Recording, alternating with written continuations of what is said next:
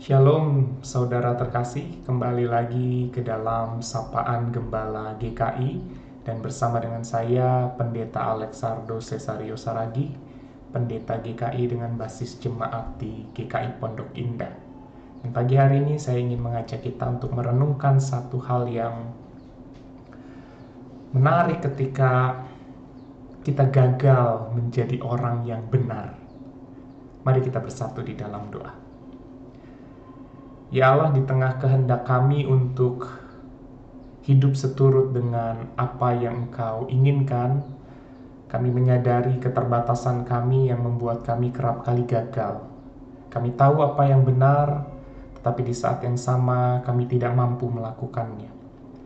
Maka sapalah kami lewat permenungan kami di pagi hari ini, agar pengharapan itu boleh nyata di dalam hidup kami. Dan biarlah pengharapan itu yang membuat kami semakin hari semakin bertumbuh, semakin serupa dengan Engkau. Di dalam Kristus kami memohon pertolongan. Amin. Saudara yang terkasih, pernahkah Anda mengalami hari ketika Anda ingin melakukan hal yang baik, tapi kemudian gagal? Anda tahu Anda tidak seharusnya marah, tapi tetap saja Anda marah.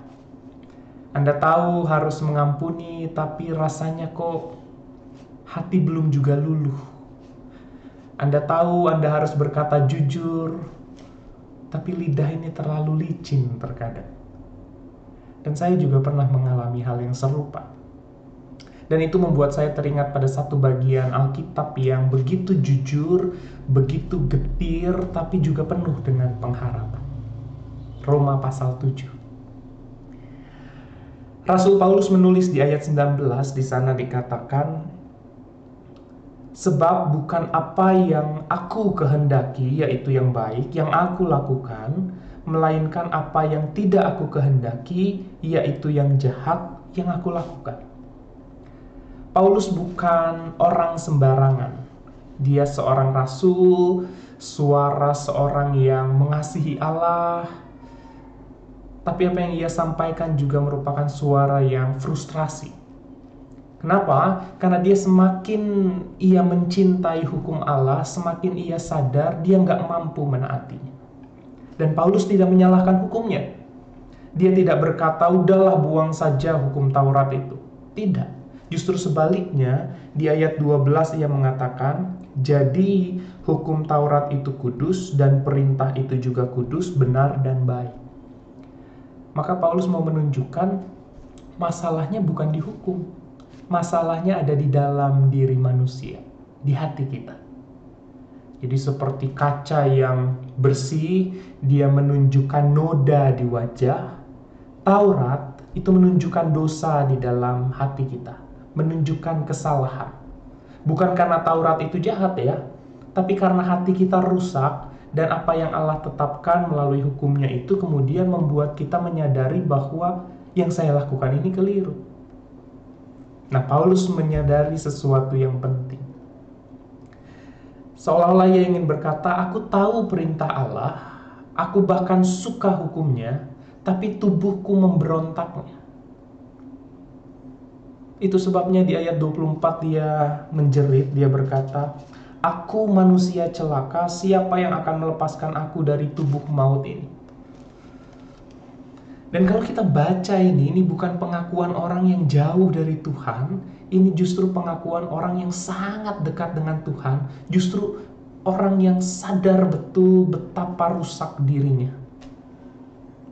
Maka saudara, ketika kita mengenal Allah, kita tidak merasa semakin hebat. Kita justru semakin sadar bahwa aku tidak bisa menyelamatkan diriku sendiri. Aku terlalu rapuh untuk jatuh pada dosa, bahkan dosa yang sama. Tapi ironisnya banyak gereja hari ini justru menjadi tempat kita berpura-pura kuat. Kita berdiri rapi, senyum tipis, doa panjang nan indah, ucapan kita rohani, padahal di dalam hati ada luka yang tak kunjung sembuh, ada dosa yang masih berulang, ada jeritan yang tak pernah terdengar, dan kita malu mengakui bahwa kita lemah. Kenapa? Karena kita takut dicap gagal sebagai orang Kristen. Kok orang Kristen gitu sih? Gitu ya. Tapi justru di sanalah Injil bekerja. Bukan di orang yang kuat, tapi di orang yang berkata, Tuhan, aku tidak mampu, tolong aku. Maka Paulus tidak berhenti pada keputusasaannya. Dia menutup Roma 7 dengan kalimat yang indah, ayat 25. Syukur kepada Allah melalui Yesus Kristus Tuhan kita. Ini kabar baik. Yesus bukan datang untuk mereka yang sudah kuat, tapi untuk mereka yang sadar bahwa dirinya tak bisa bertahan sendirian, dan Yesus tidak berkata, kalau kamu bisa hidup suci, aku akan terima kamu. Tidak. Ia justru berkata, datanglah kepadaku kamu yang letih lesu dan berbeban berat, aku akan memberi kelegaan. Maka saudara, jika hari ini saudara dan saya merasa lelah, bukan karena pekerjaan, tapi karena dosa yang berulang, dengarkan baik-baik, bahwa saudara tidak sendirian. Bahkan Paulus pernah ada di sana, tapi dia nggak berhenti di sana. Roma 7 berakhir dengan pengakuan, Roma 8 dibuka dengan kemenangan. Di sana dikatakan tidak ada penghukuman bagi mereka yang sudah ada di dalam Kristus Yesus. Bukan karena mereka sempurna, tapi karena mereka ada di dalam Kristus. Maka jangan menyerah.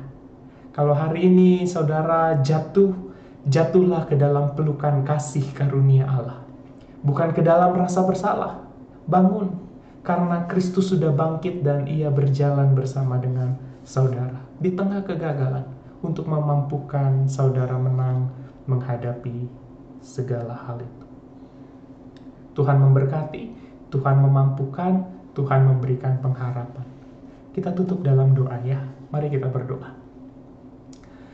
Ya Allah, kami bersyukur atas kasih karunia-Mu yang begitu luar biasa, yang bahkan menerima kami manusia yang lemah, manusia yang berdosa, bahkan yang seringkali jatuh di dalam dosa yang sama.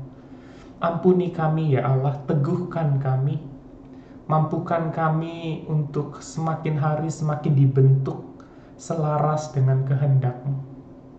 Kami bersungguh mensyukuri kasih karunia yang Engkau berikan ketika kami menerima apa yang tidak layak kami terima, pengampunan. Di dalam Kristus Yesus kami bersyukur. Amin. Tuhan memberkati kita.